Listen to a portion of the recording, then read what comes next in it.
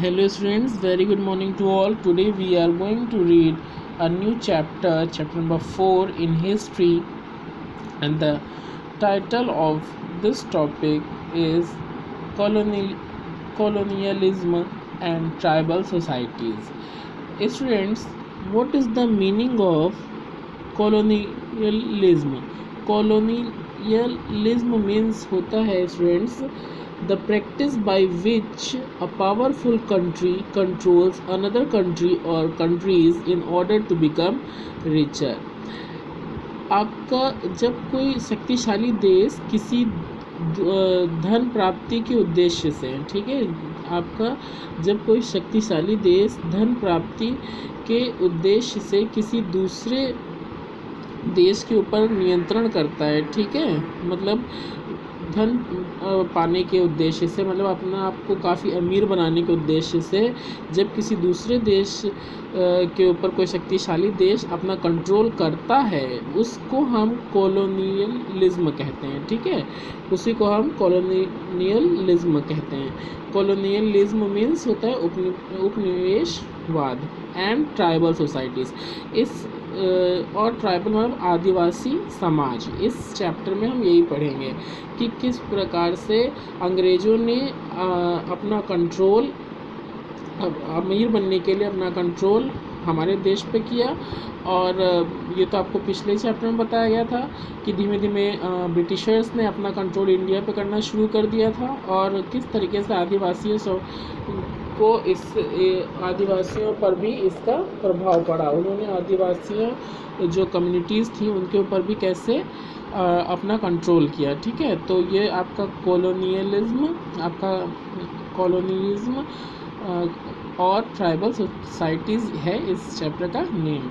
तो आपका मैंने बताया कॉलोनियलिज्म में आपका मीनिंग यही होता है, और ट्राइबल सोसाइटीज़ भी बता दिया आपको, आदिवासी जनजाति, आदिवासी समाज।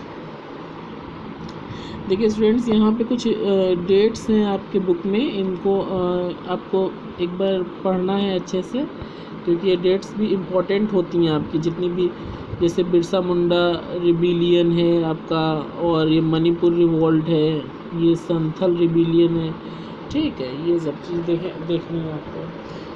देखिए क्या है स्टूडेंट्स आपका, before the arrival of the Europeans in the 15th century, 15वीं शताब्दी में जो आपके यूरोपियंस के आने के पहले जो यूनाइटेड स्टेट था वो नेटिव अमेरिकन्स से इनहेबिटेड था। मतलब वहाँ पे नेटिव अमेरिकन्स थे, वहाँ के खुद आपके अमेरिकी निवासी थे, अमेरिका के रहने वाले आपके नेटिव अमेरिकन मतलब वहीं के निवासी थे अमेरिकन्स। यूनाइटेड स्टेट के जो मेन निवासी थे वो नेटिव अमेरिकन्स थे, और ये इंडिजीनियस पीपल थे अमेरिका के मतलब ओरिजिनल लोग थे, ठीक है, नेटिव अमेरिकन्स।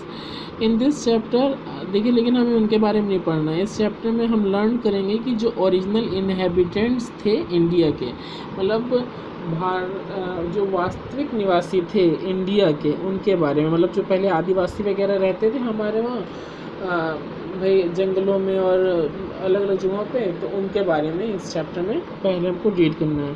क्वेश्चन अब आपका सबसे पहले क्वेश्चन आता है, हु वर ट्राइबल, आदिवासी कौन होते थे। आदिवासी पहले और अभी भी कई जगहों पे पाए जाते हैं, ठीक है, तो आदिवासी कौन होते थे, ये क्वेश्चन आता है आपका। Tribal communities or Adivasis are some of the earliest inhabitants of the Indian subcontinent. Tribal communities यानी आपका आदिवासी समूह और आदिवासी जो थे वो प्राचीन निवासी हुआ करते थे, अर्लीस्ट मतलब होता है पहले के निवासी हुआ करते थे भारतीय सब कंटिनेंट के।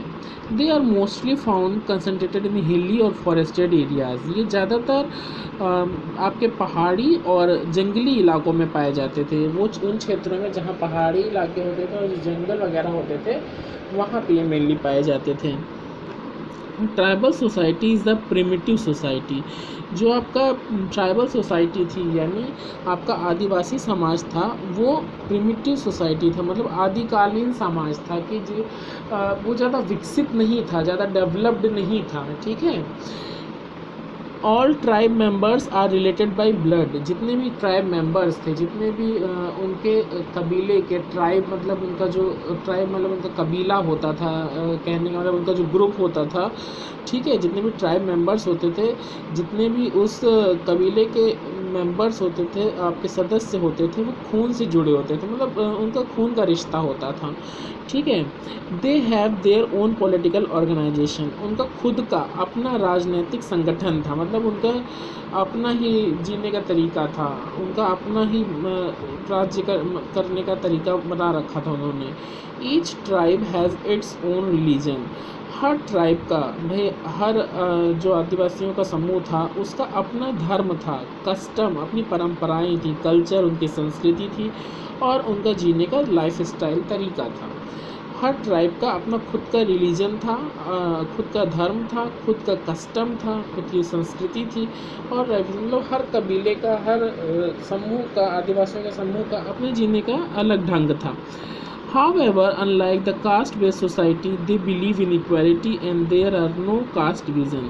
हालांकि जैसा कि कास्ट बेस्ड सोसाइटी में होता है, जातिवाद, मतलब जैसे कोई समाज में अगर हमारा जो इंडियन समाज था पहले, वो कास्ट बेस्ड सोसाइटी का था, तो जिसमें जाति के आधार में बांटा गया था लोगों को, तो ये लोग जो थे ये इन जात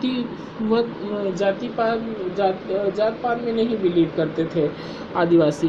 वो सबको एक जैसा मानते थे, वो इक्वालिटी में मतलब भरोसा रखते थे और उनमें कोई भी कास्ट डिवीज़न नहीं था, कोई भी जाति का भेदभाव नहीं था और उनमें जातिवाद डिवीज़न नहीं हुआ था, बटा नहीं था जाति वगैरह, और वो इक्वालिटी में बिलीव करते थे और मतलब विश्वास करते कि सभी एक हैं।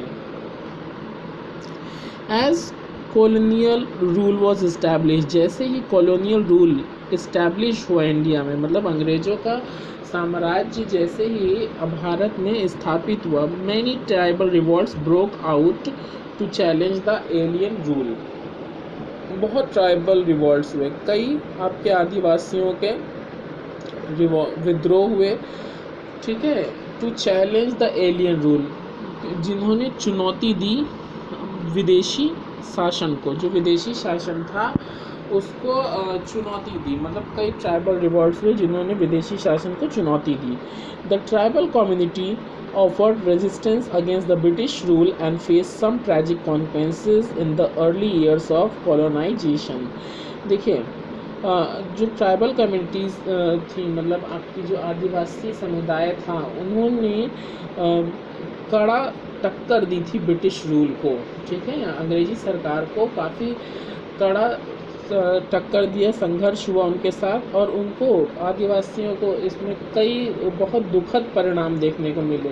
ट्रेजिक कॉन्सिक्वेंसेस मीन्स होता है, ट्रेजिक मीन्स होता है अति दुखद, मतलब बहुत ज़्यादा सैड, ठीक है, ऐसे परिणाम उनको देखने को मिले in the early years of colonisation. आपका ये जो कॉलोनाइजेशन हो रहा था, मतलब जो ब्रिटिशर्स ने अपने यहाँ कब्ज़ा बढ़ाने लगे थे, अपने एम्पायर, अपनी टेरिटरी को बढ़ा रहे थे, अपना कब्ज़ा यहाँ करना शुरू कर दिया था, उससे आदिवासियों को भी कई दुखद परिणाम झेलने पड़े। नेक्स्ट है आपका मीन्स ऑफ ट्राइबल लाइवलीहुड। अब जो आपका ट्राइबल आदिवासी जो थे वो अपना कैसे जीवन यापन करते थे, कौन से ऐसे साधन थे जिससे वो अपना जीवन चला रहे थे, अपना डेली लाइफ को आगे बढ़ा रहे थे, ऐसे कौन से मीन्स थे, ऐसे कौन से साधन थे जिनसे वो अपना जीवन चलाते थे।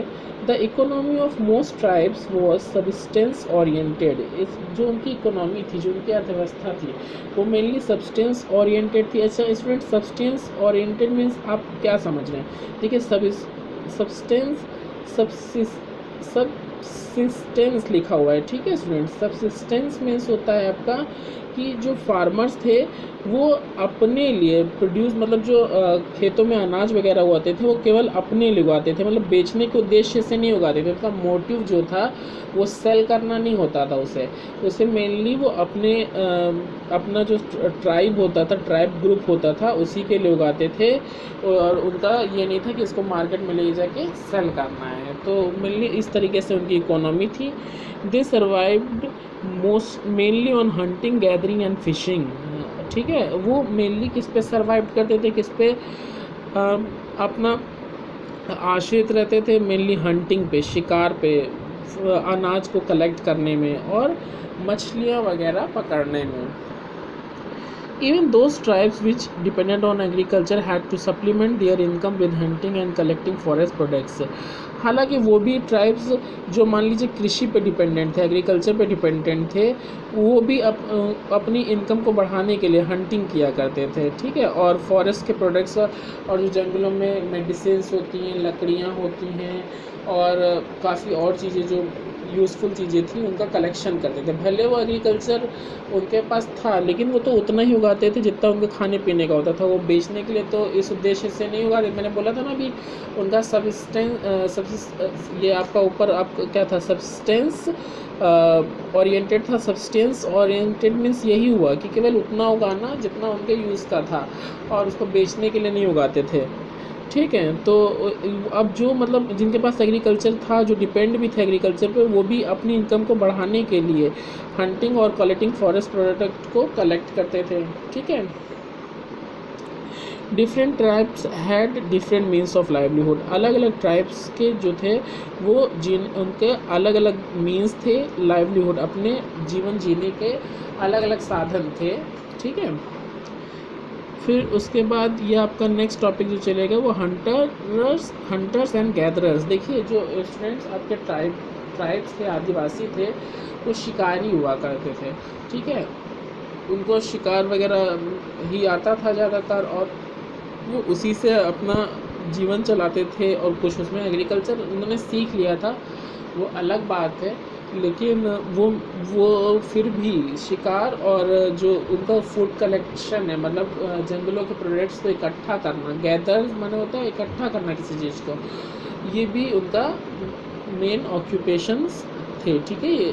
और बहुत से जो ट्राइब्स थे वो फॉरेस्ट रिसोर्सेज पे ही, मतलब उनका अपने सर्वाइवल के लिए, अपने जीवन यापन के लिए वो फॉरेस्ट प्रोडक्ट पे ही डिपेंडेंट थे। यानी जंगलों के जो उत्पाद होते थे, जो प्रोडक्ट्स होते थे, उन पे ही वो डिपेंडेंट थे, ठीक है। जैसे लकड़ी हो गया और फल हो गया, सब्जियां हो गया, मेडिसिन्स हो गई और भी बहुत सी यूज़फुल प्रोडक्ट्स जो फॉरेस्ट से मिलती थी, उस पे मेनली वो अपने सर्वाइवल के लिए डिपेंड होते थे।